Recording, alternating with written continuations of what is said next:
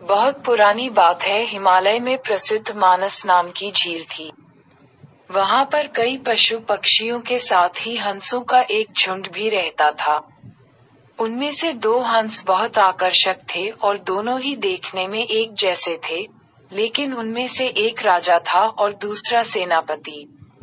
राजा का नाम था धृतराष्ट्र और सेनापति का नाम सुमुखा था। झील का नजारा बादलों के बीच में स्वर्ग जैसा प्रतीत होता था। उन समय झील और उसमें रहने वाले हंसों की प्रसिद्धि वहां आने जाने वाले पर्यटकों के साथ देश विदेश में फैल गई थी।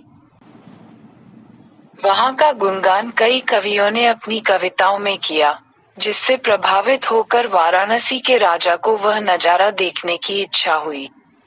राजा ने अपने राज्य में बिल्कुल वैसी ही झील का निर्माण करवाया और वहां पर कई प्रकार के सुंदर और आकर्षक फूलों के पौधों के साथ ही स्वादिष्ट फलों के पेड़ लगवाए।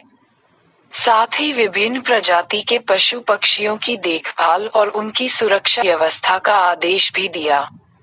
वाराणसी का ये सरोवर भी स्वर्ग जैसा सुंदर था। सोने की तरह चमकती उनकी चोंच, सोने की तरह ही नजर आते उनके पैर और बादलों से भी ज्यादा सफेद उनके पंख हर किसी को अपनी ओर आकर्षित कर रहे थे। हंसों के पहुंचने की खबर राजा को दी गई। उसने हंसों को पकड़ने की युक्ति सोची और एक रात जब सब सो गए, तो उन हंसों को पकड़ने के लिए जाल बिछाया गया। अगले दिन जब हंसों का राजा जागा और भ्रमण पर निकला, तो वह जाल में फंस गया। उसने तुरंत ही तेज आवाज में अन्य सभी हंसों को वहां से उड़ने और अपनी जान बचाने का आदेश दिया। अन्य सभी हंस उड़ गए, लेकिन उनका सेनापति सुमुखा अपने स्वामी को फंसा देखकर उसे बचाने के लिए वहीं रुक गया। इस बीच हंस को पकड़ने के लिए सैनिक वहां आ गया।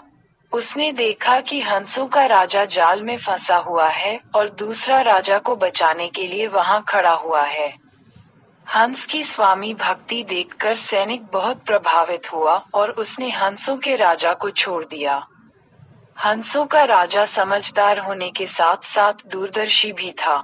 उसने सोचा कि अगर राजा को पता चलेगा कि सैनिक ने उसे छोड़ दिया है, तो राजा इसे जरूर प्राणदंड देगा। तब उसने सैनिक से कहा कि आप हमें अपने राजा के पास ले चलें। ये सुनकर सैनिक उन्हें अपने साथ राजदरबार में ले गया। दोनों हंस सैनिक के कंधे पर बैठे थे। हंसों को सैनिक के कंधे पर बैठा देखकर हर कोई सोच में पड़ गया।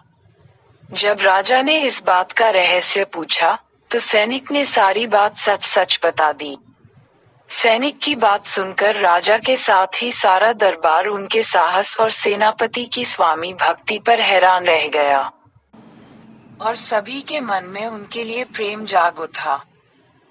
राजा ने सैनिक को माफ कर दिया और दोनों हंसों को आदर के साथ कुछ और दिन ठहरने का निवेदन किया। हंस ने राजा का निवेदन स्वीकार किया और कुछ दिन वहां रुककर वापस मानस झील चले गए। कहानी से सीख: किसी भी परिस्थिति में हमें अपनों का साथ नहीं छोड़ना चाहिए।